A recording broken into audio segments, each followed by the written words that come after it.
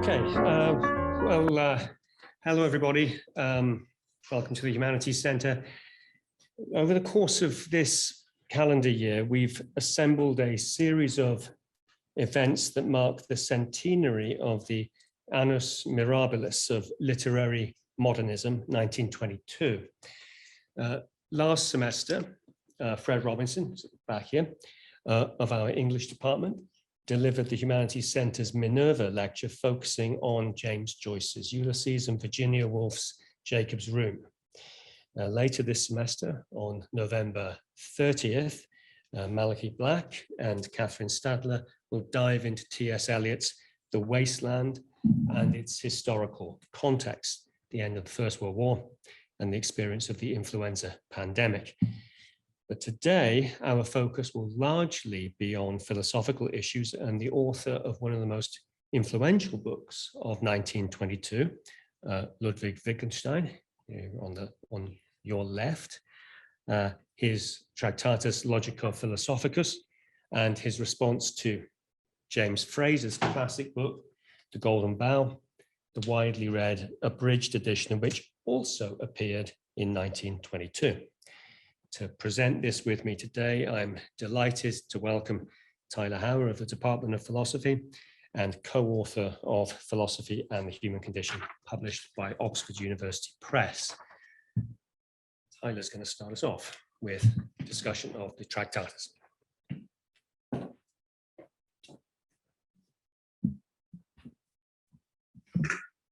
Okay, I want to start by saying I'm not a scholar of Wittgenstein or probably anything else.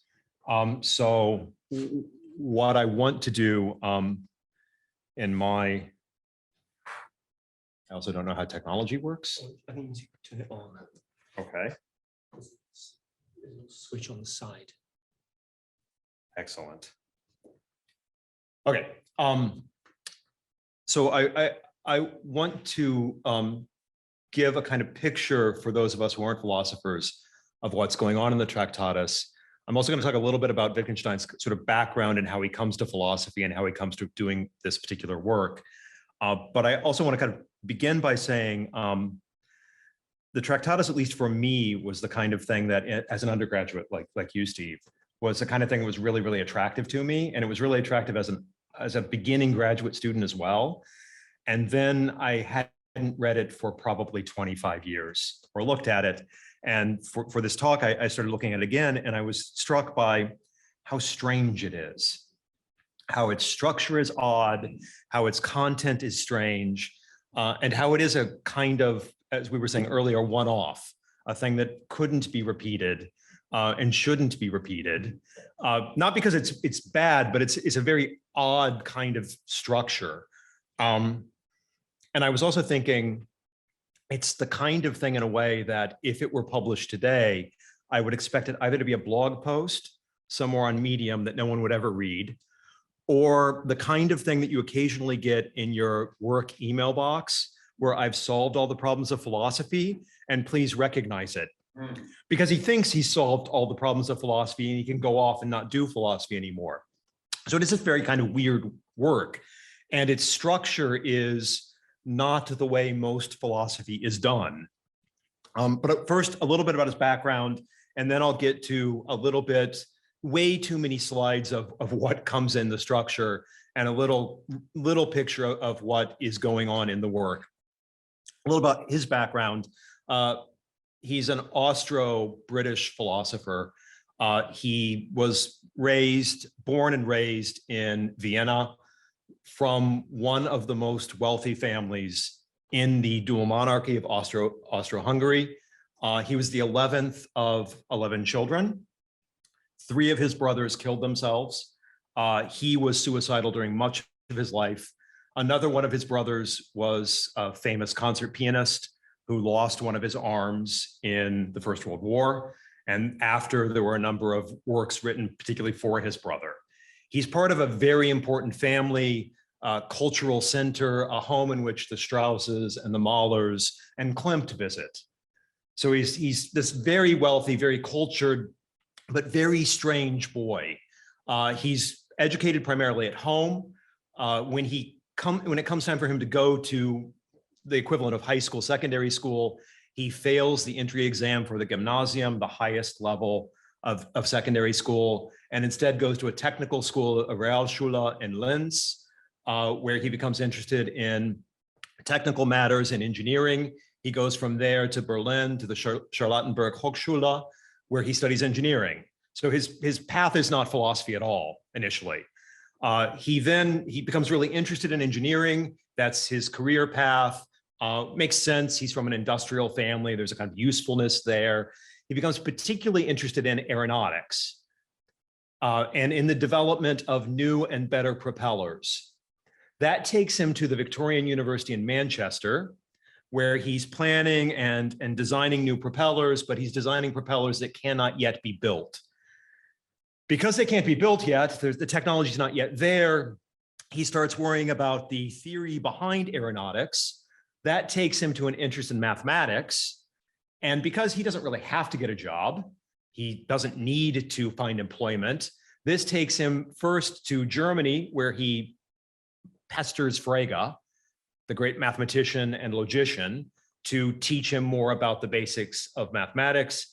Frege says, I don't want to deal with you, basically, sends him back to England, where he begins to pester Lord Russell, who initially is very annoyed by him, but then becomes convinced that there's a kind of genius there. Spends time at Cambridge, hanging out with Russell and More and other philosophers. After a while, he leaves to go to Norway, where he builds a hut and lives by himself for a while, like you do. The First World War comes along. He enlists in the Austrian military, in the army. He has a war, a somewhat eventful war. He ends up in an Italian prisoner of war camp, where he finishes writing his Tractatus. He then basically thinks he solved the problems of philosophy. All of them, in fact. The Tractatus is finished roughly in 1918. He gets it published first in a German edition in 21, and then in 22 in an English translation.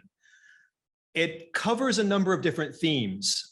It covers, and I'm going to talk about the particular places where it does this in a minute, but one of his sort of central themes throughout the Tractatus, throughout its strange structure, is the limitation of language and how important it is to get language exactly right, and how failure to get language right leads to failures of philosophy.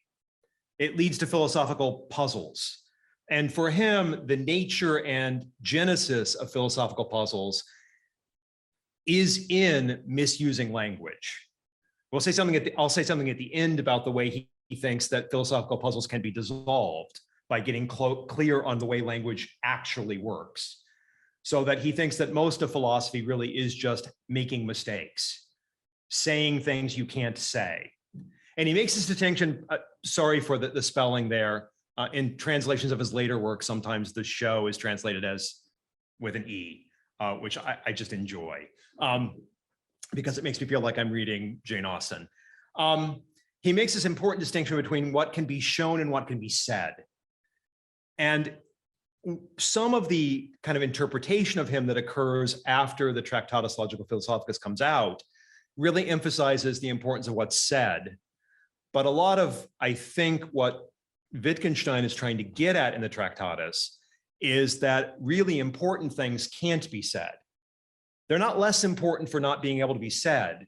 It's just that they're not the kinds of things we can communicate in language. They are, he says, transcendental. They're mystical. They are not less valuable for that. They just aren't things that can be expressed. So there is a kind of mystical theme that runs throughout the Tractatus. And I think ultimately what he wants to say is what is most important can't be said. And one of the great mistakes of philosophy is trying to say what is most important, which can't be said, but can only be shown. So let me say some things about that. One thing about the structure, for those of you who have never read the Tractatus, don't. It has, as I said, a kind of really strange structure. There are 7 theses, numbered, 1, 2, 3, 4, 5, 6, 7. And under each one of these theses is, except for 7, which has no elucidation, are a number of sub-statements that are supposed to clarify what's being said. They don't argue for it. He doesn't really argue for what he says. He is, we were talking about this before, it's presented as a kind of oracular delivery. These are the truths, and I'll elucidate them, but I'm not really going to argue for them. And I'm also not going to give credit to anyone else who's ever had this idea before, which he in fact says. Other people have said this, I don't care. I'm not interested in that. He also says in a kind of, I don't know whether this makes him unlike other philosophers or more like other philosophers. He also says in his own introduction that he doesn't much care if people understand what he's written. People will understand it if they've had these ideas, and otherwise they won't. Which is a little bit of, if you get it, yeah, and if you don't, it's not for you. So his very first statement is a kind of statement of metaphysics, or something like metaphysics. The world is all that is the case. The world is the totality, he says, of facts, not of things. An account of the world is an account of the facts about the world. And what we're going to say about facts ends up being really, really important to him. But I'm gonna have a lot of things up there. I just really, when going through it again to prepare for this talk, there were just so many things that struck me, not always as particularly clear, but as interesting ways to put his idea. So the world is all that is the case, he says. And what is the case? A fact, an important notion for him, is the existence of states of affairs. Facts are primary. What a fact is an existence of a state of affairs. And what a state of affairs is a combination of objects. Things, objects build up states of affairs. Those are facts. And to know an object, a little bit of epistemology here, is to know all its possible occurrences in states of affairs. The essence of an object is how it can combine with other things. To know it is to know how it can go together in other states of affairs. States of affairs, those combinations of objects, are themselves atomistic. They are independent of one another. And knowing whether one state of affairs exists or doesn't exist cannot allow you to infer the existence of other states of affairs. It's this state of affair or this state of affair. There's something almost, for those who know philosophy, there might be something almost Humean here about whether you can make inductive moves from one state of affairs to another. Maybe he's thinking of Hume, maybe he's not. No footnotes, we'll never know. He's dead. They're independent, they are atomistic. He goes from this idea, going from the world as facts, facts are state of affairs, states of affairs are combinations of objects, to a picture of how we think about, how we present, how we represent facts. And that picture is a picture theory. He says we picture facts to ourselves. A picture is a model of reality. But for a picture to be a model of reality, and for a fact to be a picture, there's got to be some similarity between the picture we have and what it is that it depicts. If you have a picture of me, there's a similarity between me and that picture.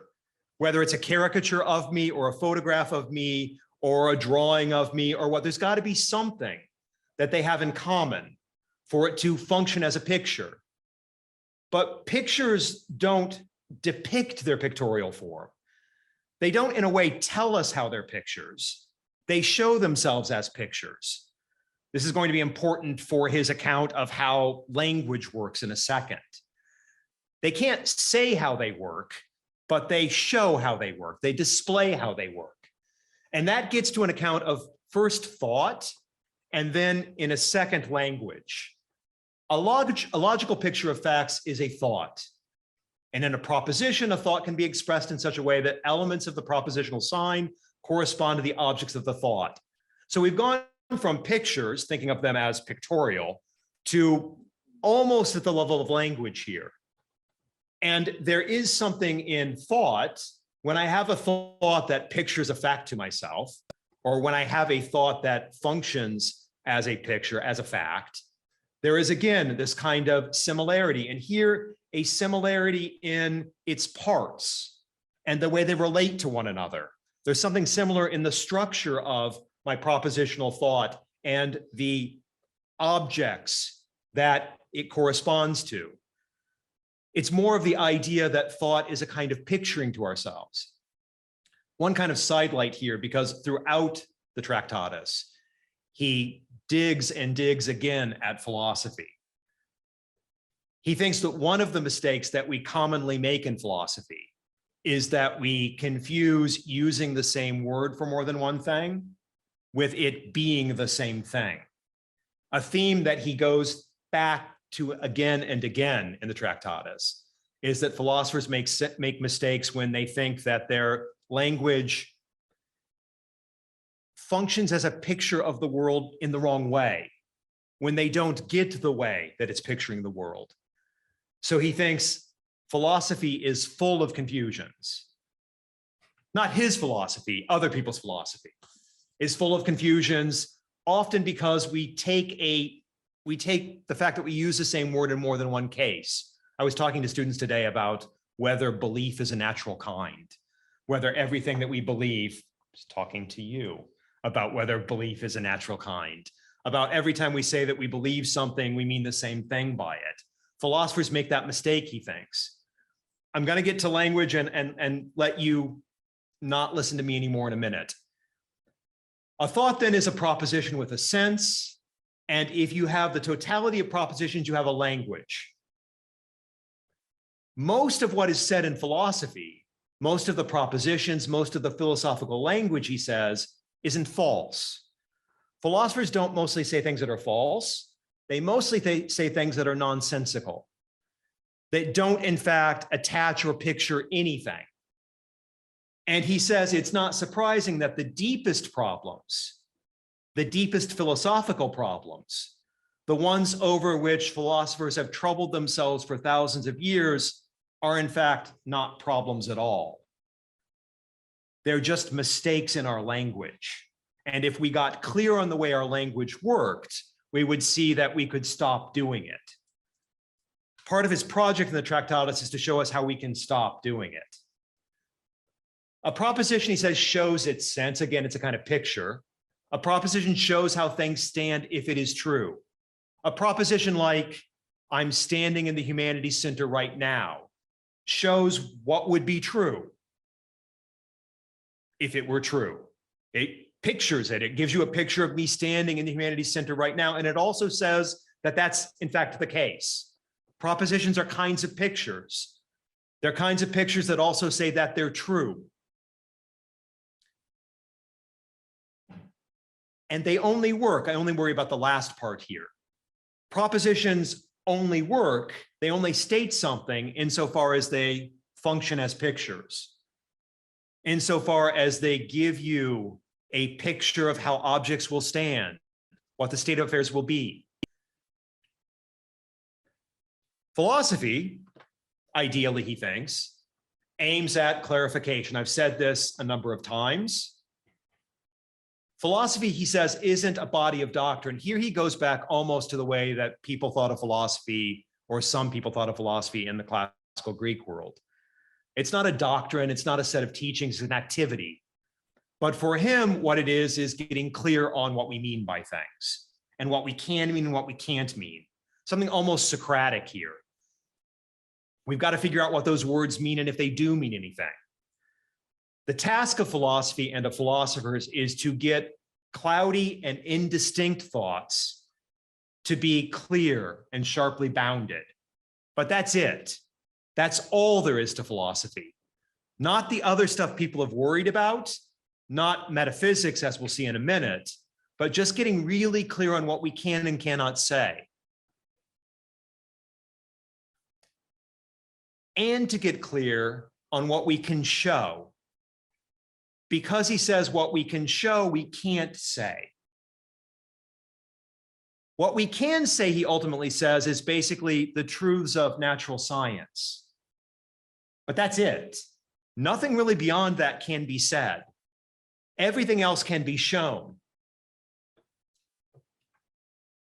We can't even make claims about causality, he thinks, because belief in causality is a kind of superstition. What we should recognize is that we can only say what we can say. That's obvious, probably. It's pleonastic. The limits of my language mean the limits of my world. What I can say, and I can't say anything beyond the limits of my language. I can't describe anything beyond the limits of my language. And I am my world, I am the limits of my language, or I am limited by what my language is, he thinks. But that means, and now I'm almost to the end here, that means that there are things that are very, very important, he thinks, that cannot be said. And they are, in a way, the most important things. Ethics, for instance. Religion, if there is anything to religion. Aesthetics, which is essentially important to him. It is clear that ethics cannot be put into words. It is a kind of nonsense, but for him, nonsense isn't necessarily something bad. It's just something that can't be expressed. It is ineffable. It is above the level of language. Ethics is transcendental. It stands above and beyond our world, the limits of our language. How things are in the world is a matter of complete indifference for what is higher, but what is higher matters. It's just I can't say it. God does not reveal himself in the world. There are mystical somethings, but they're not facts, they're not truths, I can't say them. They're beyond the level of language. It is not how things are in the world that is mystical, but that it exists. There are things that can't be put into words. They make themselves manifest. They can be shown, they can be seen, but they can't be communicated in language. They're what's mystical. They're deeply valuable, importantly valuable because they're transcendental, but you can't say them. You can't express them. And when philosophers try to express them and say them, they're doing something impossible. They're engaged in nonsense. So what should philosophers do? The correct method in philosophy would really be the following: to say nothing except what can be said, and what can be said are basically the truths of natural science. And then, whenever someone wanted to say something metaphysical, which for him includes ethical or aesthetics or religion, the philosopher should demonstrate to the interlocutor that they had failed to give a meaning to certain signs in their propositions. What philosophers should do is walk around and say, you can't say that. That can't be said. That's Unsinn, that's nonsensical. It's really important, but you can't say it. What you're expressing won't work in language. And then to recognize that what we can't talk about, we can't talk about. The last of the theses of the Tractatus, the only one I left in German, wovon man nicht sprechen kann, darüber muss man schweigen.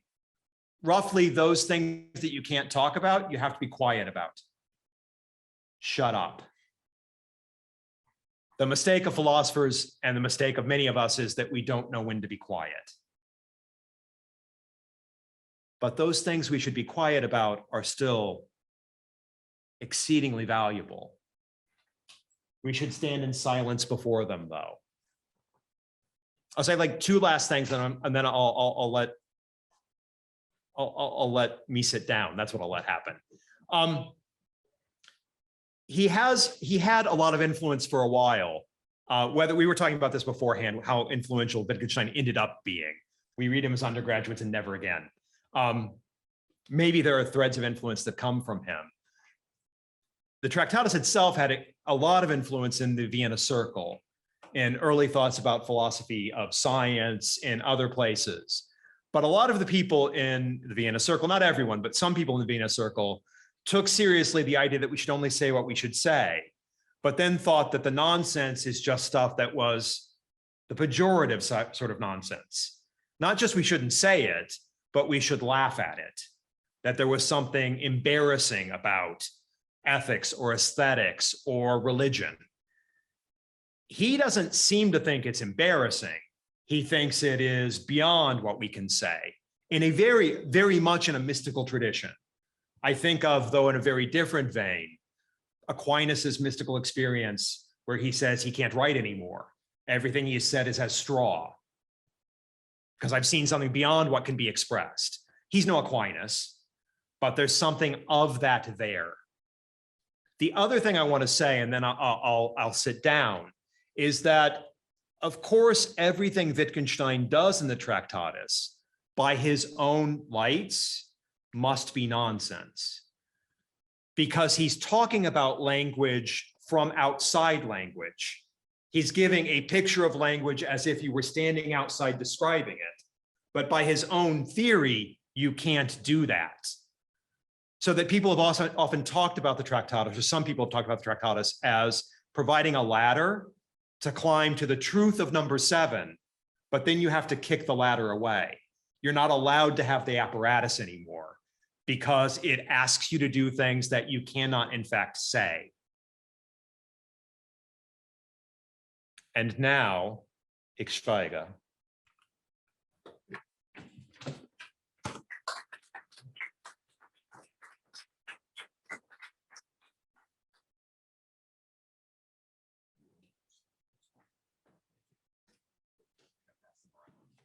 No. Thank you, Tyler. I'd like to pick up where Tyler's left off with first of all, these are, just to go back to what we said at the beginning, these are the two people we're talking about here. Here's Wittgenstein again, here's James Frazer on the right. So we'll pick up where Tyler's left off with Wittgenstein's distinction between what can and what cannot be said. And we've seen this, of course, in the famous closing line of the Tractatus, whereof one cannot speak, thereof one must be silent. This is correctly seen as a somewhat oracular pronouncement, and it's capable of interpretation in, many ways, but in two principal ways. Firstly, we can interpret it as continuing and completing perhaps the work undertaken by such figures as Hume and Immanuel Kant, namely as something intended to limit fruitless metaphysical speculation. And as an extreme example of that was how the Tractatus was gleefully understood by the logical positivists of the Vienna Circle. One of the leading lights of the Vienna Circle, Rudolf Carnap, contended characteristically that the alleged statements in the domains of metaphysics, philosophy of value, etc., are entirely meaningless and are merely pseudo statements.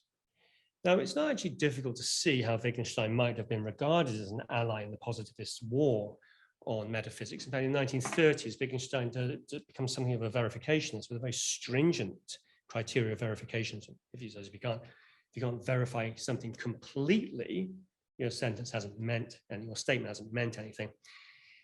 It also expressed this desire to, I quote, cut out the transcendental twaddle. And forgive me for this, but it intoned the course, the memorable piece of advice, and I quote, "Don't try to shit higher than your arse." It's a very important comment. Wittgenstein has enjoyed these sort of rather coarse aphorisms. That's one thing that's not well known about Wittgenstein.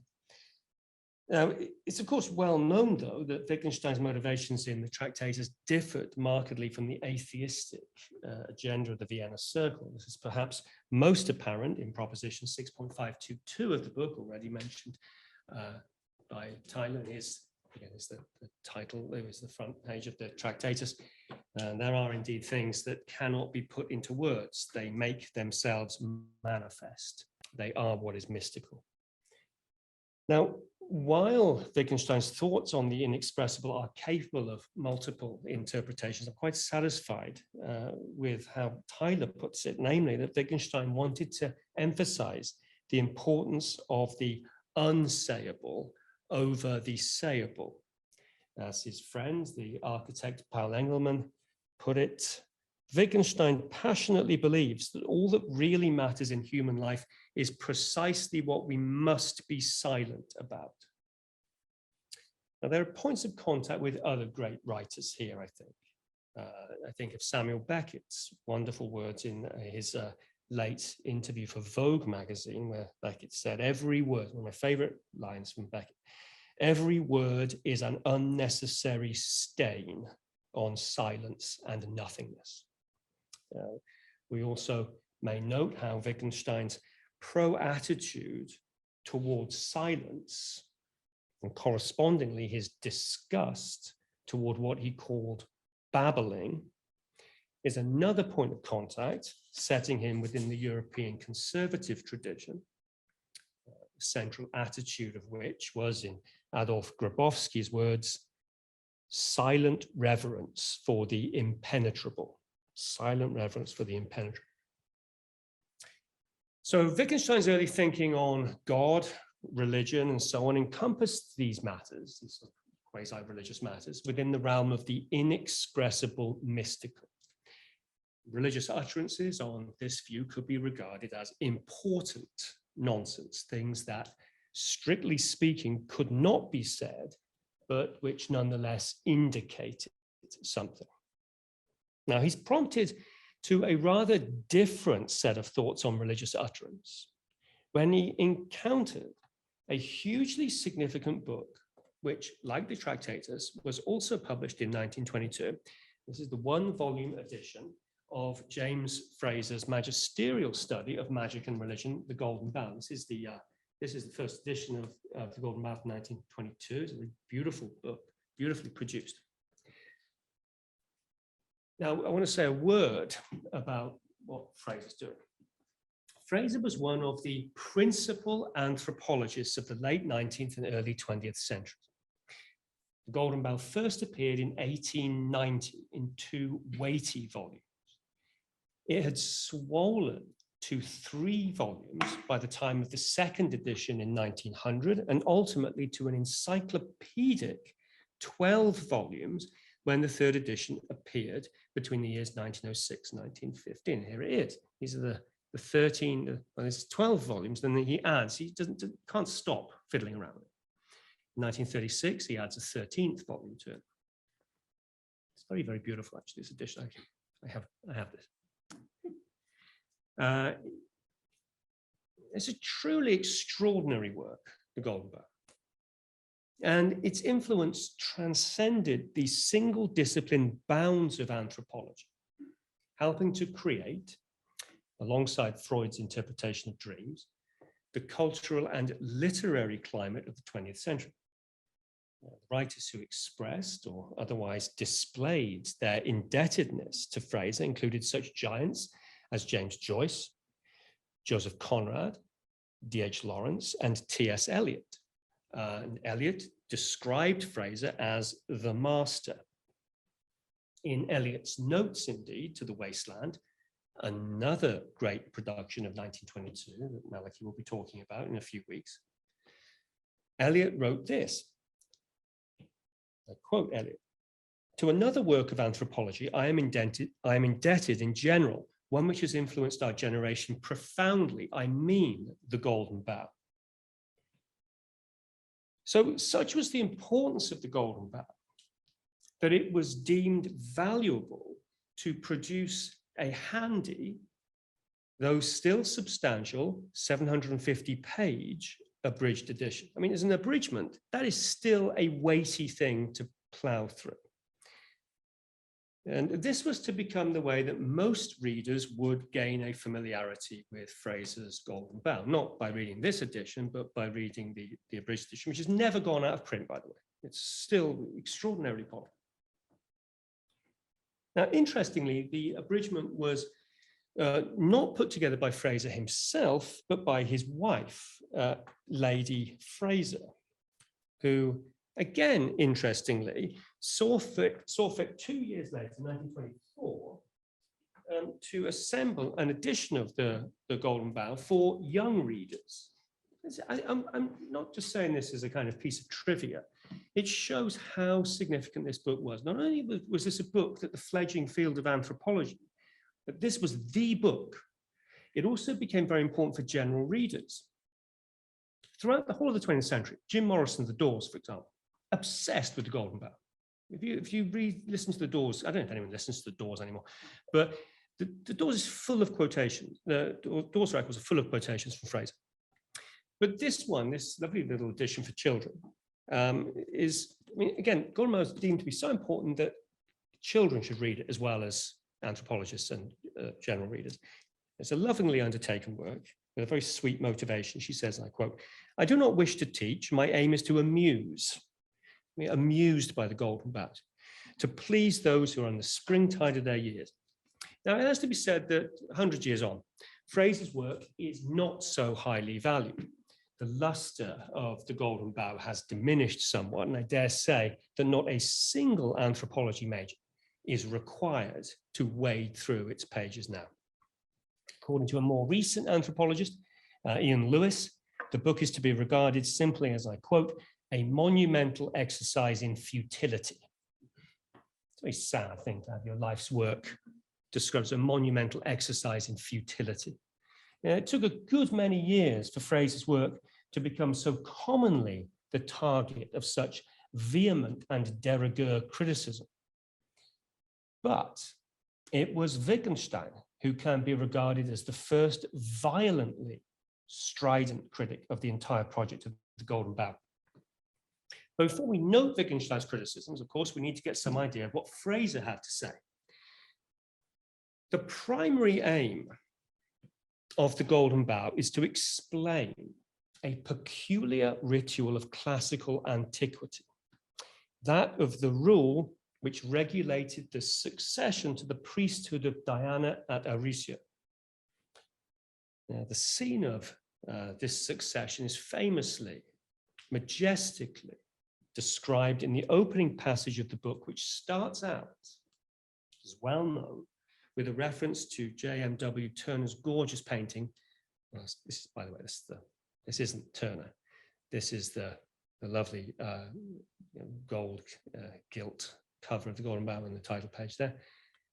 Here's the Golden Bough by Turner.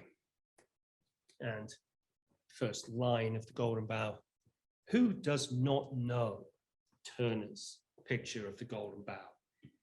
You never find a work of anthropology in a professional discipline starting out in this kind of florid way. And I may be alone, but I think that's a terrible loss. We're also professionalized in universities now. We don't write like this. This is very famous. I'll read this out just because it is so significant for the setting of the Golden Bough. Who does not know Turner's picture of the Golden Bough? The scene, suffused with the golden glow of imagination, which the divine mind of Turner steeped and transfigured even the fairest natural landscape, is a dreamlike vision of the little woodland lake of Nemi, Diana's mirror, as it was called by the ancients. In antiquity, this sylvan landscape was the scene of a strange and recurring tragedy. On the northern shore of the lake, right under the precipitous cliffs on which the modern village of Nemi is perched, stood the sacred grove and sanctuary of Diana Nemorensis, or Diana of the Wood. In this sacred grove, there grew a certain tree round which at any time of day, and probably far into the night, a grim figure might be seen to prowl. In his hand, he carried a drawn sword, and he kept peering warily about him, as if at every instant he expected to be set upon by an enemy. He was a priest and a murderer, and the man for whom he looked was sooner or later to murder him and hold the priesthood in his stead. Such was the rule of the sanctuary. A candidate for the priesthood could only succeed to office by slaying the priest, and having slain him, he retained office till he was himself slain by a stronger or a craftier. I remember encountering this page, this opening passage from the Golden Bough, when I was about 16 years old. It was the most huge turning point in my life, this enormous mystery that Frazer is going to solve for us. Frazer's desire is to explain why the priesthood at Nemi had this brutal rule of succession. But noting that it has no parallel in classical antiquity, he employs the comparative method, casting his net far and wide to find practices comparable to the Nemi rite. This is why the Golden Bough is so very big.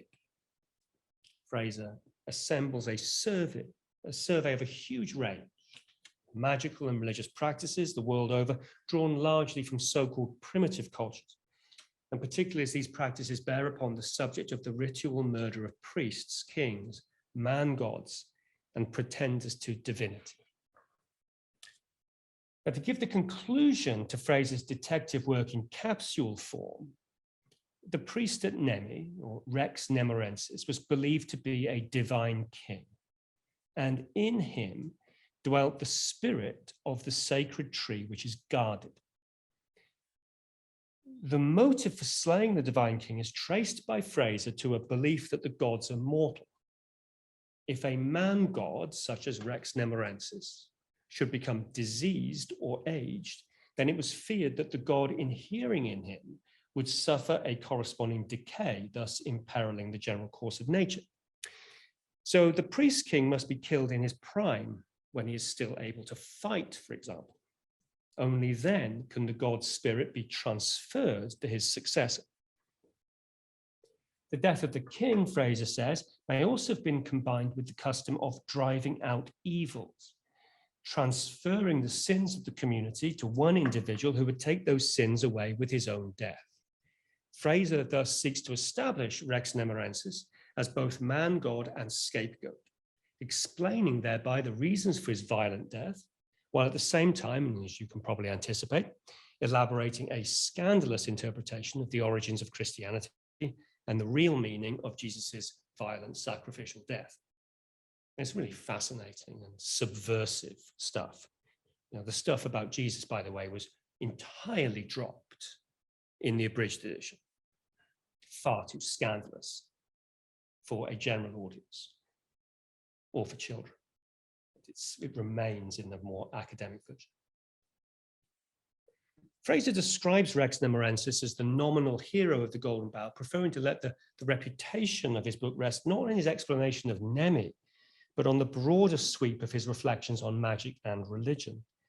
Now, these reflections are set within a philosophy of history, whereby the human mind progresses ever upward. By the way, Wittgenstein's not interested in history at all, by the way. It's a fascinating thing. There's this line in the notebook somewhere that says, what has history to do with me? Mine is the first and the only world. It's such an extraordinary sentiment to mine is the first and the only world. So history is irrelevant. Frazer's very interested in history, contrariwise. So in Frazer's philosophy of history, the human mind progresses ever upward through systems of thought which are magical, to those which are religious, and finally to the scientific age, which the West has reached. And the history of culture, as Frazer sees it, is the story of humanity's scientific liberation from savage and superstitious ignorance.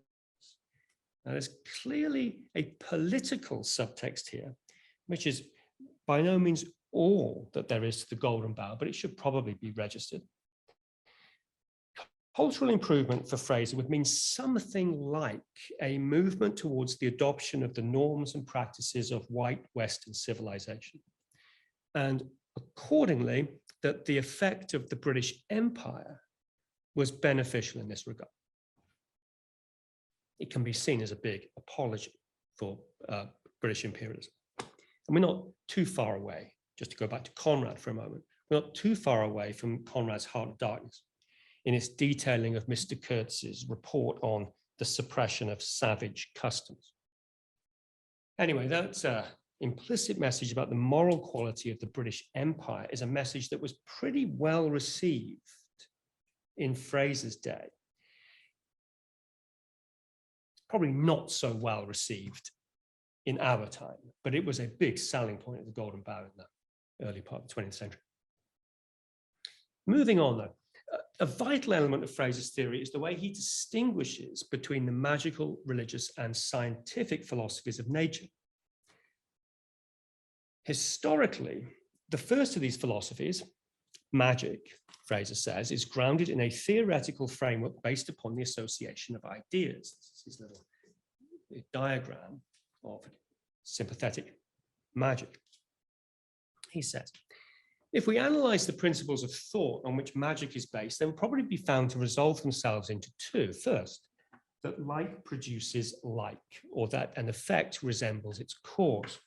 Second, that things which have once been in contact with each other continue to act on each other at a distance after the physical contact has been severed. The former principle may be called the law of similarity. The latter, the law of contact or contagion. Applied, the law of similarity gives rise to what Frazer calls homeopathic magic. On the principles of homeopathic magic, to give an example, a magician wishing to harm their enemy may fashion a small model of that person out of wax or clay or whatever, and then proceed to damage that model by running a needle through it, or by burning it, or by breaking it into pieces. Since like produces like, destroying the effigy will have the same effect as destroying the real person. In a like fashion, the law of contagion underlies what is called contagious magic. Here, the magician wishing to harm an enemy will gather together the nail parings, hair, clothing of that person and set about burning, believing that they maintain a sympathetic relation to the person with whom they were once in contact. Frazer says this is why you find people long, long ago or in different cultures, whenever they want to cut their fingernails, they cut them over a hole and bury them in a secret place. Because if your enemy gets hold of your nail clippings, they can work magic. Many examples of this kind of thing gathered together in the pages of the Golden Bough. Now, in Frazer's example, of course, the total futility of magic is demonstrated. No amount of effigy burning can produce the desired result of the enemy's death. Savages, as Frazer calls them, fail to recognize that the only way in which to achieve the ends they desire is, in this instance, to put the knife into the real person, not into the enemy. Sorry, not into the effigy. So the conclusion that Frazer draws from all of this very famously is that magic, and the category he uses for this, is that magic is a mistake. It's an entire system of mistakes or errors. It doesn't work. If you want to kill someone, you can't achieve that aim by sticking pins into a model of them. Now, it is important to note here that Frazer is not saying that magic is irrational. It's not irrational. It's perfectly rational. It's just wrong. As he said, its fundamental conception is identical with that of modern science. Underlying the whole system is a faith, implicit but real and firm, in the order and uniformity of nature. This means that the magician and the scientist are at one in believing that there is a regular system of natural laws that are there to be understood and manipulated to one's advantage. The defect of magic lies in its totally wrong conception of those laws. This is at the heart of Frazer's theory. Magic is best understood as a mistaken attempt to do what science later on successfully does. Magic, famously described by Frazer, is, I quote, the bastard sister of science. The bastard sister of science. They're trying to do the same thing. One's successful. Science, magic, totally bankrupt. So with that in mind, we can return to Frazer's account of the progressive development of the human understanding of nature. Magic is a mistaken theory of nature, and its bankruptcy is, as a way of manipulating nature for humanity's benefit, is inevitably realized. People, again, realize it doesn't work. Ultimately, it's inevitable that you realize that you can't kill people by putting pins in effigies. It's not the only example of magic. Here's another one, exhaustively turned over by Frazer. There are many magical rituals concerned with the making of rain. Now, these often take the form of ritualists imitating rain, commonly by sprinkling water on the ground. See, that's an application of the law of similarity. Like produces like. Nature is supposed to take its cue from this, and real rain should follow. Of course, spoiler alert, it doesn't work. Rain does not follow from this. And eventually people realize that it doesn't work, and that magic as a theory and as a practice is worthless. Now, the problem, of course, then is that this is the system you've had for years. So you've got to find something else. So they cast around and they find a different theory, or try to develop a different theory. And that next theory is religion.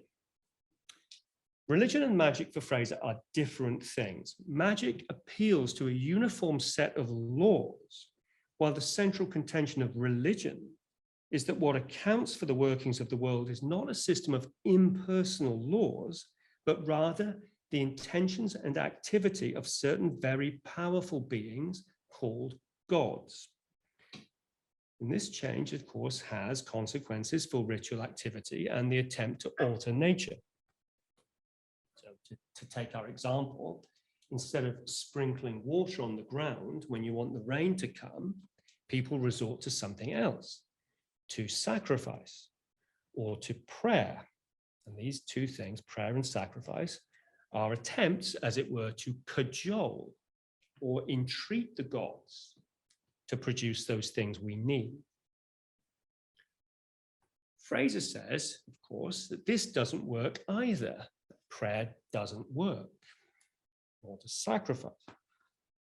And out of the perceived understanding that magic and religion both are futile, a third theory is ultimately, after many centuries, developed and accepted, which accurately reveals to us the workings of nature and allows us at least some degree of control over the world. That third theory is, of course, science. In an interesting letter to the ethnologist Baldwin Spencer, Frazer encapsulated, this is in 1898, when he's sort of between editions of the Golden Bough, he explains this most concisely.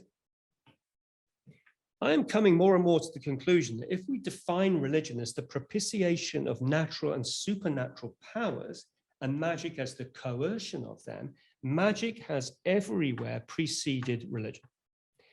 It is only when men find by experience that they cannot compel the higher powers to comply with their wishes that they condescend to entreat them. In time, after long ages, they begin to realize that entreaty is also vain, and then they try compulsion again. But this time, the compulsion is applied within narrower limits and in a different way from the old magical method. In short, religion is displaced by science. So in Frazer's philosophy of history, where we are at the moment, in this slice of time, it's like this sort of final mopping up of the battle.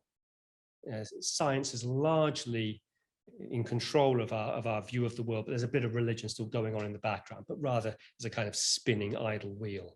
Like if I'm sick, I go to the hospital. I don't go and see a priest. That for Frazer is the clue to where we are. So you're back there at Frazer's philosophy of history, a conflict between three competing views of life, only one of which deserves to be embraced, only one of which promises to release us from the horrors of superstition and ignorance. It says, here at last, at the very end of the Golden Bough, here at last, after groping about in the dark for countless ages, man has hit upon a clue to the labyrinth, a golden key that opens many locks in the treasury of nature. It's probably not too much to say that the hope of progress, moral and intellectual, as well as material in the future, is bound up with the fortunes of science, and that every obstacle placed in the way of scientific discovery is a wrong to humanity. I want to say that even though this is written 100 years ago, this seems to me still very modern if you think about writers like Richard Dawkins, Christopher Hitchens, Sam Harris, and so on. This could come out of any one of their books. Now, a quick summary of Wittgenstein's response. Wittgenstein hates all of this. I mean, Wittgenstein's very sort of energetic in his dislike of people. But he's especially energetic in his dislike of Frazer. And in his posthumously published Remarks on Frazer's Golden Bough, which is composed out of fragmentary notes jotted down here and there, Wittgenstein attacks the entirety of the Fraserian vision. There's a great deal packed into this little volume. It's only 18 pages long. I wrote my PhD on this book, which is a great work of, a very wise thing to do if you try and write a PhD. Choose a very short text to write upon. Wittgenstein, first of all, criticizes Frazer's account of magic and offers up a memorable alternative interpretation. He claims that it does not make sense to think, as Frazer appears to think, that magical rituals are performed out of sheer stupidity. Nobody, Wittgenstein thinks, could be so ignorant about how things affect each other in the world as to believe that you really could kill someone by tearing into pieces an image of that person. And such a theory, he thinks, of primitive stupidity is belied by what is actually witnessed. He says, famous line, the same savage who apparently, in order to kill his enemy, sticks his knife through a picture of him, really does build his hut of wood and cuts his arrow with skill and not in effigy. Now that remark's somewhat incisive. It indicates, he thinks, the co-presence of magic and technology within a so-called primitive society. They're not floundering around like Frazer thinks they are. There's agricultural techniques of war and so on. So magic need not be regarded as a poor substitute for technical proficiency, but as something that exists alongside of technical proficiency and has its own peculiar characteristic. But what is this characteristic? Wittgenstein hints at an answer to this when he places an example of a so-called primitive practice side by side with something that we commonly do. And the thing that he says we commonly do is we kiss pictures of loved ones. This is the famous passage, one of the most important passages in the remarks on Frazer, burning in effigy, kissing the picture of a loved one. This is obviously not based on a belief that will have a definite effect on the object which the picture represents. You kiss the picture, he's saying, of someone you love. You're not thinking, they'll feel this. It's not a mistake at work. It aims, he says, at some satisfaction and it achieves it. Or rather, it does not aim at anything. We act in this way and then feel satisfied. And what Wittgenstein's suggesting here is open to a variety of interpretations, but here's one common reading. While Frazer thinks that ceremonial actions are instrumental in character, they aim to get something done. When you pray, you're trying to get something. Or when you engage in a rain dance, you're trying to influence nature. Wittgenstein is denying their instrumentality and claiming instead that these actions are in some sense expressive. So burning in effigy is an expression of personal animosity. A rain dance is an expression of the desire that rain should fall, and so on. And such an expressive model can be applied not just to magic, but also to the rituals and to the language of religion. Prayer, for example, for Wittgenstein and for his followers, notably D.Z. Phillips, prayer is not an attempt to get God to do what we want. Rather, when we pray, we are reflecting on what goes deep in our lives, what we desire, what we fear, what we hope. So here we have, in sort of embryonic form, a Wittgensteinian view of religious language that differs from the view articulated in the Tractatus. Religious utterances are no longer confined to the realm of the inexpressible, but once situated in a natural home, a ritual context, can be seen to be in some sense expressive. Frazer's inability to see the expressive dimension of magic is, for Wittgenstein, a mark of his blinding scientism, the desire to see everything in terms of science. This is the second aspect of Wittgenstein's critique of Frazer that I want briefly to note. Frazer manifests, Wittgenstein thinks, all those characteristics of our time which drag down humanity and make it hard to understand, still less to enact the life of the spirit.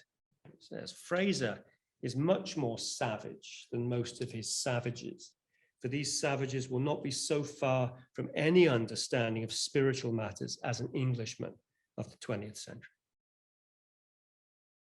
Something banal about this way of life, which robs the life of the spirit of passion.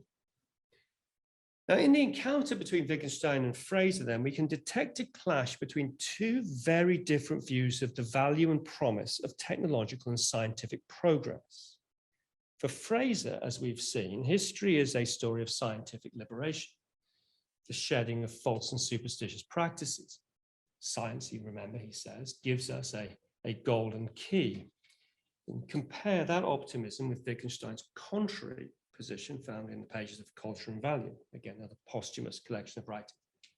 It isn't absurd, Wittgenstein says there, it isn't absurd, e.g., to believe that the age of science and technology is the beginning of the end for humanity, that the idea of great progress is a delusion, along with the idea that the truth will ultimately be known, that there is nothing good or desirable about scientific knowledge, and that mankind, in seeking it, is falling into a trap. It is by no means obvious that this is not how things are. It's a very dramatic comment. Now, just in case one thinks that this might be a rather throwaway remark, it might be noted that a comparable thought drawn from the playwright Nestroy was chosen by Wittgenstein as the epigram or motto for his late masterpiece, Philosophical Investigations. A book that undid much of the work presented in the Tractatus itself. That epigram says, up here, the trouble about progress is that it always looks much greater than it really is. It was that's what he chose. And if you've read Philosophical Investigations, it's a rather odd thing to have as an epigram. Now, in closing, I'll just say this. To juxtapose Wittgenstein and Frazer, two of the giants of 1922, is to be confronted in the most extraordinary way with two dramatically different thinkers, both brilliant in their own ways. Frazer, encyclopedic, helping to forge what was then a new discipline, anthropology. Wittgenstein, pithy and operating at the end of a very old discipline, philosophy, and seeking, perhaps, to bring that discipline to a final close. Their views of the nature of magic and religion, of the promise of science, of the benefits of the spread of Western civilization, and of the nature of the historical process itself are dramatically, diametrically opposed. And that, I think, enormous contrast gives just another indication of the eclectic vibrancy of the ideas that erupted in that miracle year of 1922. Thank you very much.